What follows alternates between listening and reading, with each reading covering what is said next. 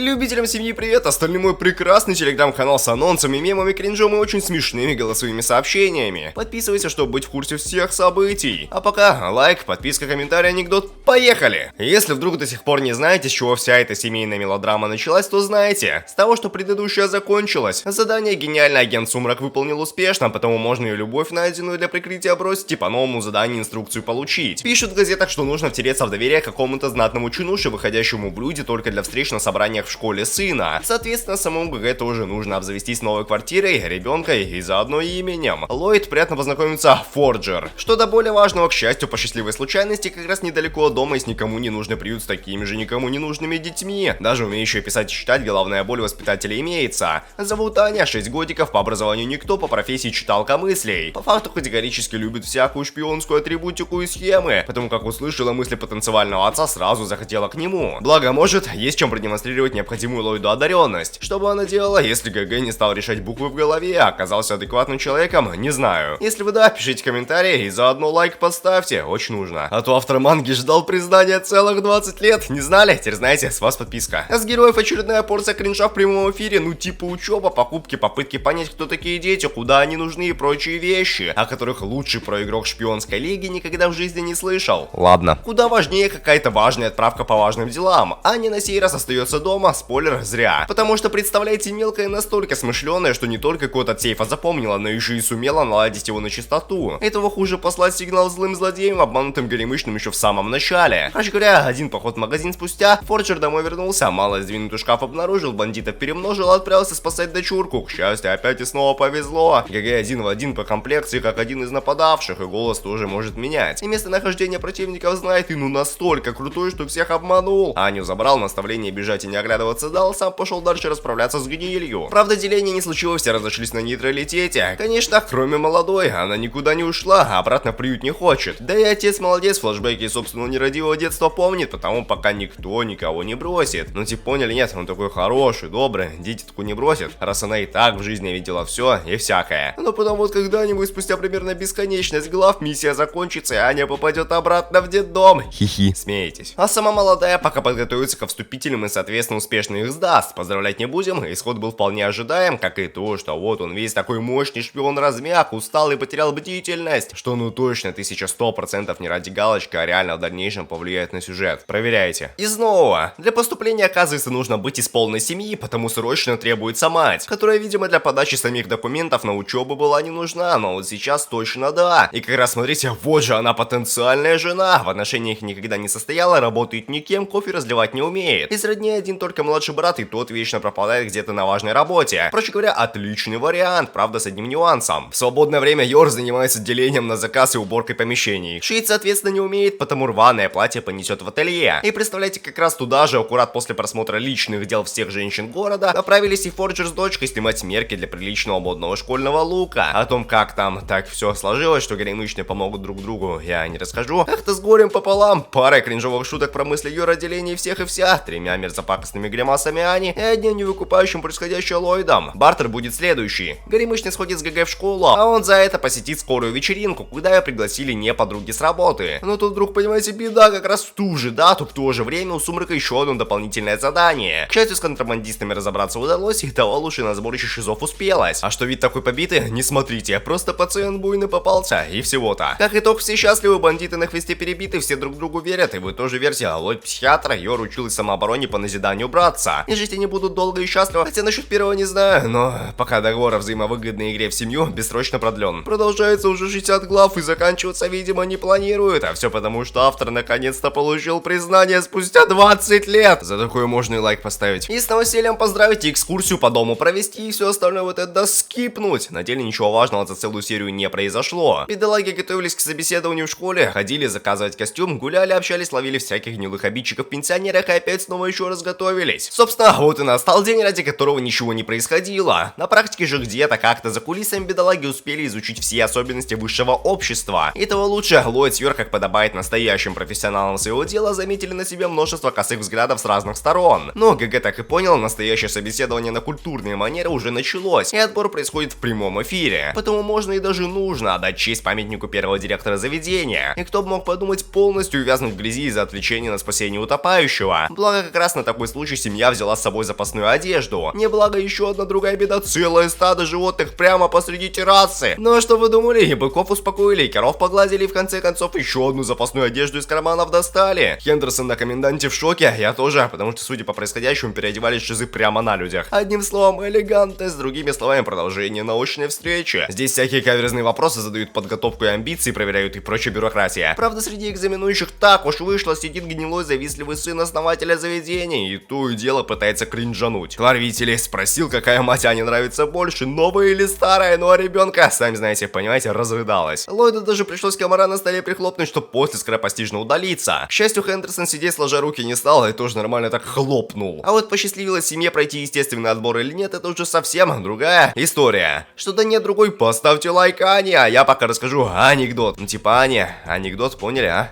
Не? Ну поняли, да?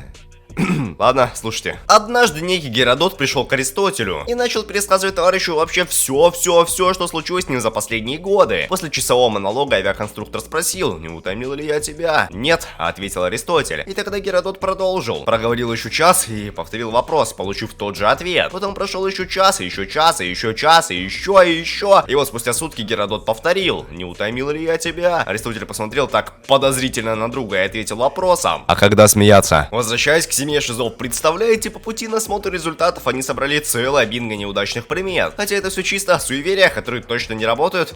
Простите, вру, еще когда. Форджеры не прошли, миссия провалена, продолжение не будет, спасибо, пожалуйста. Пока. Ладно, конечно, опять вру, не успели было бедолаги уйти, как Хендерсон завел их в тихое безлюдное место, чтобы показать совершенно секретный список на поступление. Аня в нем числится на первом месте, а в основе ее нет только потому, что эти гипотетические планы сработают только если кто-то из прошедших в первую очередь откажется и заберет документы. И кто мог подумать, и даже делить никого не пришлось, все удачно само собой сбылось. На телефон позвонили, радостную новость сообщили, по такому поводу можно и за столом вместе с информатором Фрэнки собраться. Чтоб вы знали, все мемы и схемы, которые будут дальше, строятся на основе одного факта того, что пятиглазый Йор не умеет в культурный отдых. Поэтому можно на поводу у ребенка пойти по просьбе увлекательный Диснейленд устроить, и на это даже есть финансовые человеческие ресурсы, ну не зря же Сумрак мощнейший шпион. Остальные в подразделении так и поняли, а раз вызывает сам величайший, нужно срочно лететь и ехать участвовать в маскараде параде кринжа, подробности которого не благодарите не будет. Единственное, что вам нужно знать, что вы, наверное, и так видели, так это резня между горемычными, в ходе которой нетрезвая ГГшка даже умудрилась ранить ГГ. А он, как и подобает шпиону, по-прежнему так ничего и не заподозрил. Зато с дочуркой на салют посмотрел. К слову, обошлось все мероприятие примерно бесконечность денег, что явно больше, чем теоретически мог получить автор, даже с учетом того, что его наконец-таки признали, понимаете?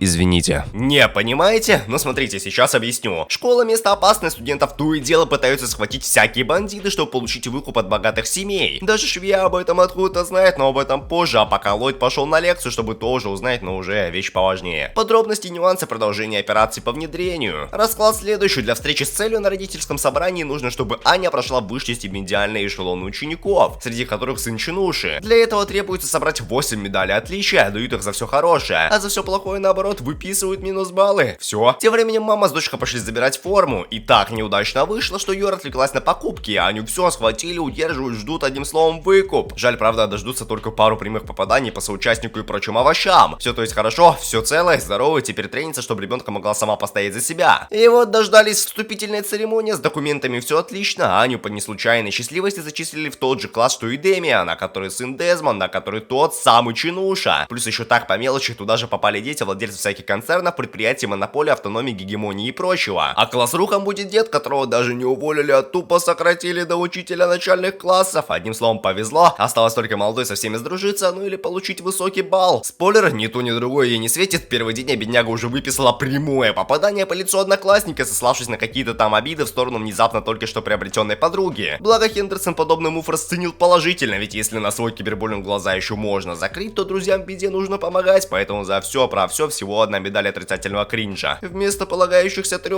Помянем. Впрочем, ни планов А, ни планов Б никто не отменял, поэтому нынешняя первоочередная задача не помириться с Дэмианом. Только вот понимаете, беда. У бедолаги образовалась назойливая подруга Бекки, которая теперь ни на шаг не отходит с молодым, говорить не дает, всячески препятствует продолжению шпионства. Настолько, что уже сам Сумрак в Академию на 10 работ успел устроиться, что всякие знаки подавать, но все никак ничего не выходит. Выход один — идти в банк, вызвать Бекки по громкоговорителю во время обеда, чтобы появился хоть какой-то спейс. Жаль, разговор прошел вообще неожидаемо. Неожиданно, представляете, такое дело, что Дезмонд-младший, оказывается, влюбился во всю такую из себя боевую мощную бедолагу. А как услышал от нее слезливые сопливые извинения, так вообще фатально раскраснелся и сбежал куда подальше. Короче говоря, план Б провалился. Почему читалка мысли в этот раз запоролась и не поняла, что Дэмиан думал на самом деле, не знаю. Неважно, думать нужно о том, как думать. В смысле, пора возвращаться к первоначальному плану и трениться во имя учебы и отличных оценок. К сожалению, даже спустя все случившееся к обучению, Аня так и не пристрастилась. От того и слезы, от того и сопли, от того и слюни, отцовские гневные неодобрительные речи. И обида, досада, печаль со всеми остальными качествами, запершимися в комнате. Нужен одним словом флешбэк с фейерверками и обещаниями. Усердно трудиться. Еще один флешбэк от Юр с ее братцем Юркой, который нынче работает в министерстве, а в детстве был такой молодец, такой молодец. И все потому, что сестра его постоянно поддерживала, в обиду не давала. И все положительные начинания одобряла. В общем, мораль такая. Ллойд лох, задачи по созданию семьи не справился, методы используют глупые, нерабочие и совсем неэффективные. А нужно всего-то хвалить, хвалить и еще раз хвалить, чтобы все получилось, случилось, и ребенка сама, закрывшись в комнате за уроками, училась. Ну, типа, поняли, нет?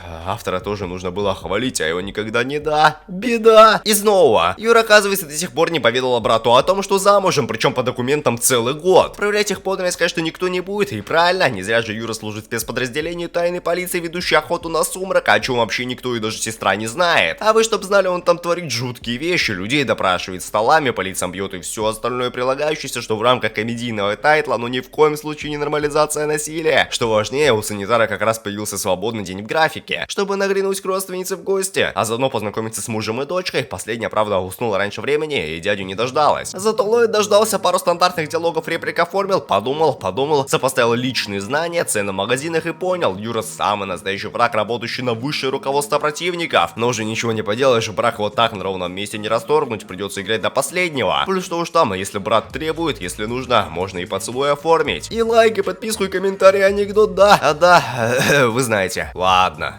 Шутки, панику, вот это все отставить, никакого поцелуя не было. Йор случайно с размаху улепила брату пощечину, только и всего. И то все понятно, все легально, совсем неэффективно и точно надолго. Юра такому, по правде говоря, завидует, потому что и сам хотел на сестре жениться. Это уже совсем другая история, совсем другого произведения. А что до нынешнего очередное утро, отсутствие кофе, отвратительная стряпня от горемычной и замеченная Ани нарастающее между родителями недоверие. А ну и ясно, Ллойд подозревает Юр в связи с тайной полицией, ведь все так удачно, успешно, кстати, складывается, будто бы под него кто-то копает в поисках доказательств. Проще говоря, пора действовать на опережение и найти какие-никакие факты первым. Благо, Фрэнки готов помочь санитаров нарядиться и задать пару наводящих вопросов в ГГшке. Ну она что, ожидаемо никаких тайных не знает, зажиточные записки не выкупает, самооборону умеет, практикует. Как следствие, все подозрения сняты, мир, дружба и торт вместо жвачки, все рады, Аня рада, счастья, здоровья, семейного злополучия. Между тем...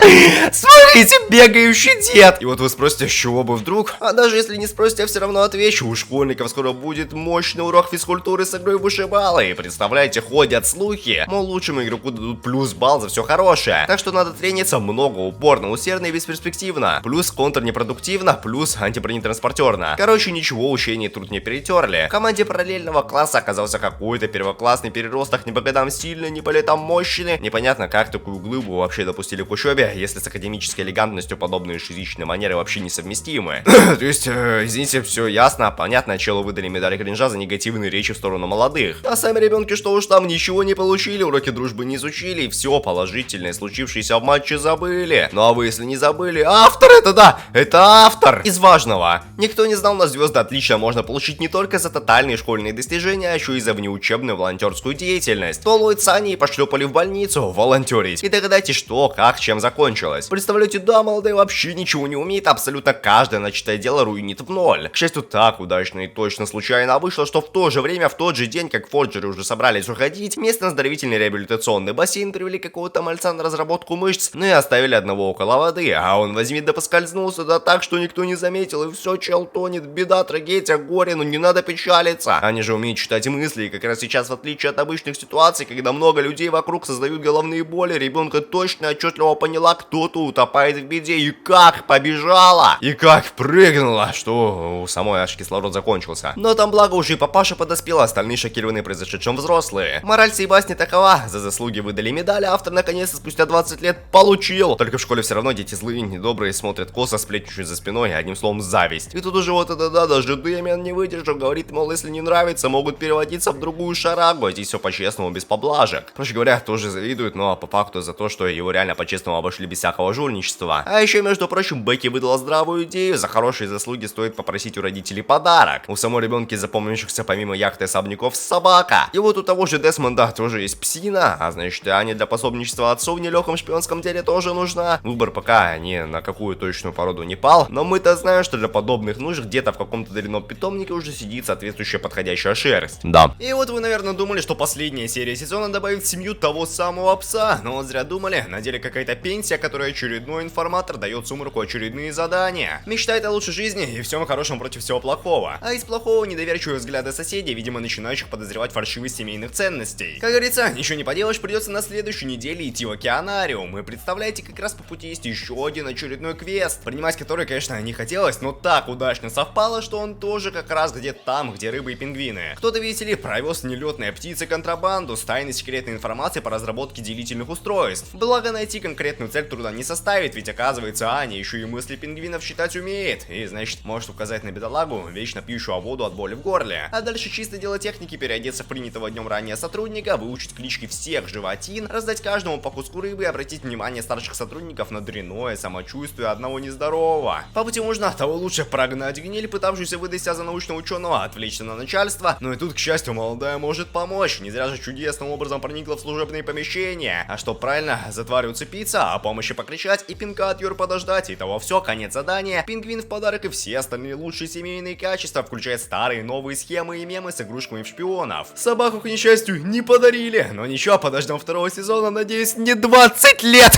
Ладно, извините, если не смешно, я не виноват. Автор вот тоже повторяет одни и те же приколы каждую серию, каждую ситуацию, каждый скетч. И что? Вот именно ничего. Кроме обычного слайсера в тайтле нет, сами убедитесь, уберите из названия тайтла шпиона и останется обычный семейный ситком. Без лайков, без анекдотов, без комментариев и даже без самых лучших качеств. Пока.